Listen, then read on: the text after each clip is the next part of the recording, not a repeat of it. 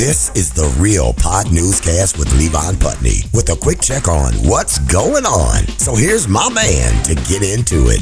Hey, happy hump day, everybody. Thank you for listening and hope that week's starting off well for everyone. Well, apparently not for Diddy, though. It came out over the weekend, but prison officials said Friday he's in the hole at Fort Dix for fighting some other inmate who said something Diddy did not like. So, yeah, Sean P. Diddy Combs is in solitary confinement, the last we heard, at Fort Dix Federal Prison here in New Jersey. Actually, I just had a story in I'm recording this on Tuesday night here, and I had a story in my radio day jobs newscast about a woman prison guard there at Fort Dix, just charged and accused of repeatedly having sex with an inmate in an office there while that inmate paid other inmates to be lookouts. Man, it's going down at Fort Dix. And not for nothing, but every time I say Fort Dix, I feel the need to say pause or no Diddy. My favorite stories of the day. Now, folks out walking, jogging, or biking an old rail trail through Framingham, Massachusetts might expect to see others and maybe some wildlife, like a big spider on a huge web. But NBC 10 in Boston is reporting some people were a little weirded out the Sunday before last, on the 19th, when they came across some guy on the trail who decided to dress up as a mime. Hat, cane, makeup, black cape, and all. Some said they had seen him before in the area, all wondering what was up with the dude, while at least one told NBC 10 that when they saw him milling about near a pond or lake right there off the trail, that kind of freaked her out, especially since she said it was starting to get dark. And we all know ignoring that kind of weirdness is how scary movie victims get slashed. So somebody called the cops. State police actually had a warrant out for his arrest. So officers went to the walking trail, found and arrested a 29-year-old mime. He's facing 3 counts of criminal harassment for his choice of hiking trail gear. Had to look funny in the backseat of that police cruiser, too. Think about it. Now, which would most people rather see while out and about? A creepy mime hanging out along a hiking trail, or a grown man surfing on top of a moving train while naked? That is what KDVR Fox 31 is reporting happened the Thursday before last, on the 16th, Colorado. They said a butt-naked guy from Arizona decided to feel the breeze in a daring, literal way there in Colorado. So the Sedgwick County Sheriff's Office says the Arizona man broke a window on a Union Pacific train, got inside, and then made his way up to the top of the rail cars outside. Police nor Fox 31 said if they knew when the guy took off his clothes inside or out, but did say dude is facing felony and misdemeanor charges for train surfing with his butt cheeks flapping in the wind. And if that was not random enough, the sheriff's Facebook post on the arrest also quotes the man as loving vodka, beer, and playing the banjo. Not sure if any of that had anything to do with subway surfing while his wee-wee flapped in the wind, but the sheriff's office typed that into their Facebook post. Along with that, he'll spend some time now at an all-expense-paid stay in jail while his case works out.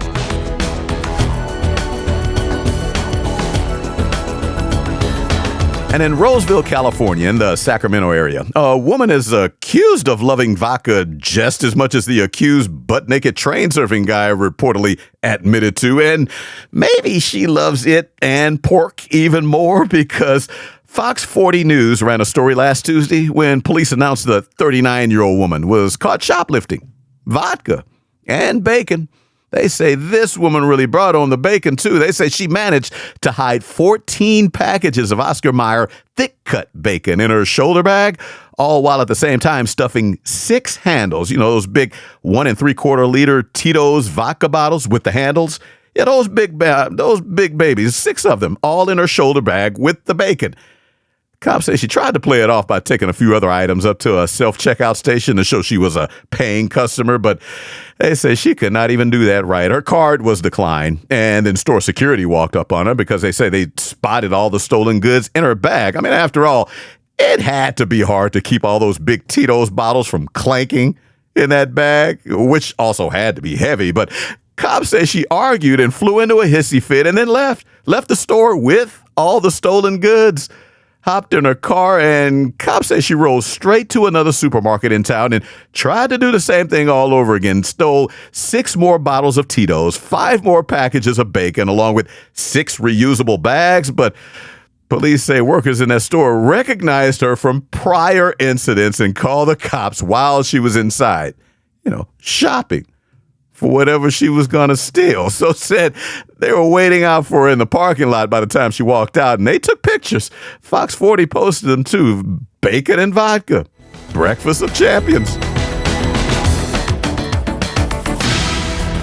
Now, if police were to tell us that a 66-year-old woman exposed herself during a traffic stop, what drug would one think officers say they found on her?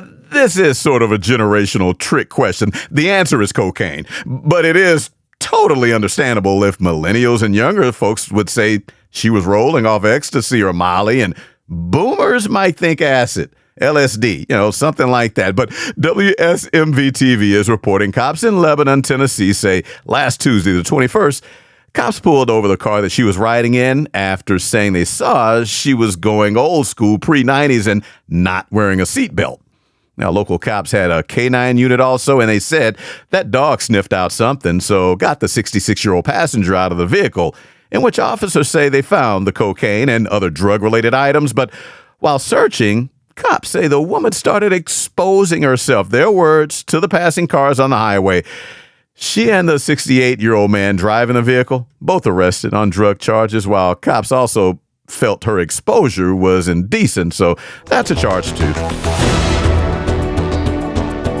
And here's one for folks who like big words. Synchronicity, defined in dictionaries and on a receipt that someone framed and took a picture of and posted on Instagram, because that receipt shows that person paid $7.11 at a 7-Eleven store at exactly 7:11 p.m. on July 11th, 7th month, 11th day. 7-Eleven, 7-Eleven, 7-Eleven, 7-Eleven. Put all the chips on the pass line if that person heads to a craps table.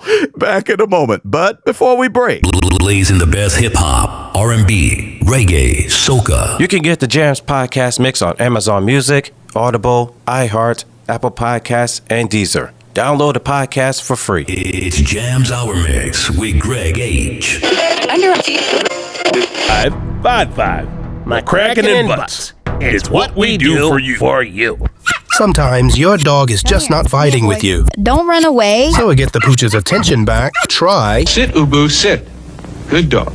The AI Dog Trainer, which uses the latest teaching techniques from thousands of experts online in movies and on TV. Chopper, sick balls. The AI Dog Trainer can even give advice. Just don't let me see you shooting no dog. The AI Dog Trainer, find it in your favorite app store, free to download, just pay for the training. And now for the world around us. In Greece, there's this bridge connecting two villages that buckled into a V shape over a river, so that now the middle of the overpass, which kind of forms the bottom of the V, is basically touching the river water. And the cracks on the bridge, they're big too, but still all connected, at least enough to the point where that overpass is not collapsed. It is still sort of intact. The New York Post just picked up this story that Greek news outlet Sky reported on, and the Post has a picture in their story of this car crossing that bridge. Now, that's one car in one picture, but hey, drivers in that region, they've been crossing that buckled bridge in that condition for 3 years now. I mean, I saw a video of it on YouTube. I checked while I was looking for the pronunciation of the rivers and the bridges' names. But they say storm damage is what first caused the problem with this bridge buckling the way it has. Now, I'll go ahead and try to pronounce it. The Palaiopergos Bridge over the Peneos River. Yeah, it's a concrete span and has eroded from the floods, but drivers keep gambling on it, not collapsing while they cross because they keep crossing it for 3 years. The reason being a detour, that would take up to 19 miles on a highway. Now, officials there in Greece, they've approved plans for a new bridge, but construction is not yet started. A tree trunk about 8 feet tall somehow ended up sticking up from a sandy beach in North Wales. The UK's Daily Star news site posted a story on this lonely big tree trunk that popped up out of nowhere. I mean, it's been puzzling people for several weeks now in this one coastline spot in Ross-on-Sea in Conwy.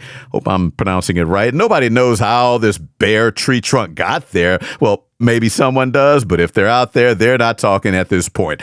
The write-up in the Daily Star does point out most think it's a prank, and some locals added the word stupid to its description, but others wondered if it washed ashore and somehow ended up sticking up like that by accident or just coincidentally, maybe planted by an incoming tide, but however it happened, it's a weird sight to see this lonely 8-foot-tall tree trunk sticking straight up out of the sand in the middle of a beach with nothing but sand all around it. I mean, so far, folks have let it stay there. Just to take pictures of it. Back in a moment. Too. Silky Way Hair Conditioning at better beauty stores everywhere. Time for a peaceful moment.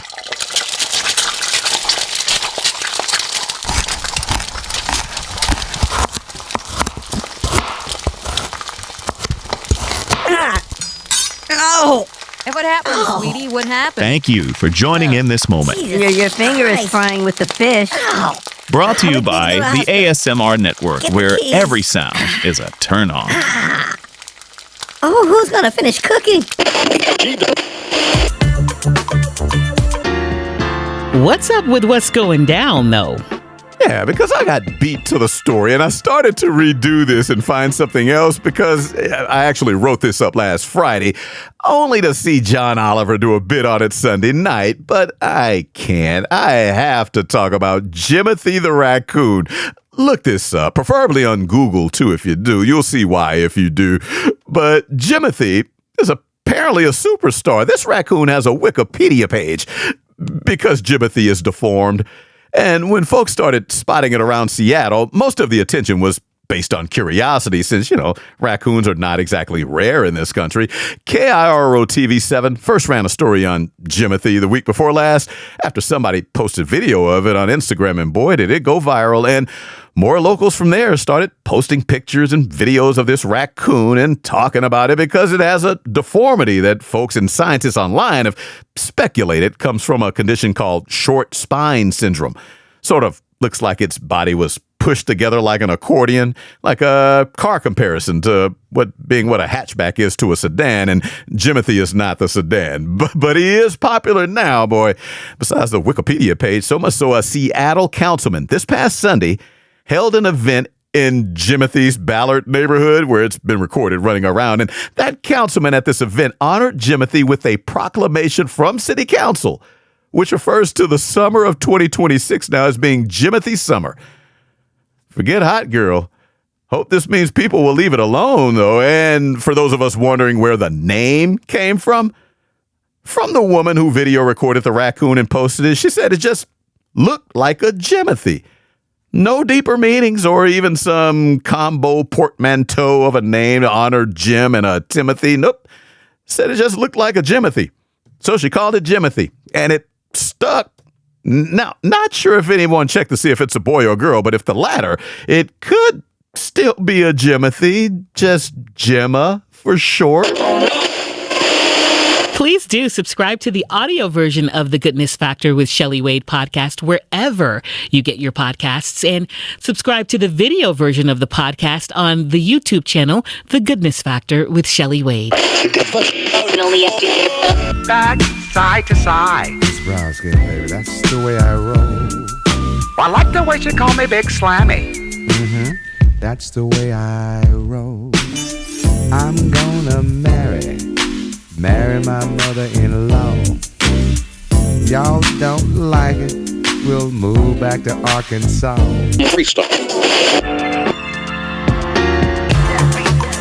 And that'll do it for this new and improved once-a-week Real Pod Newscast.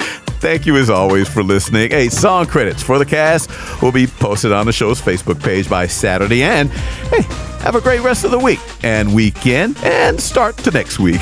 Back at you next Wednesday.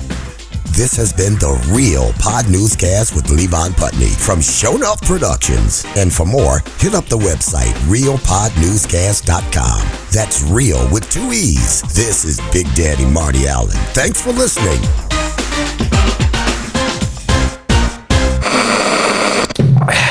Show enough.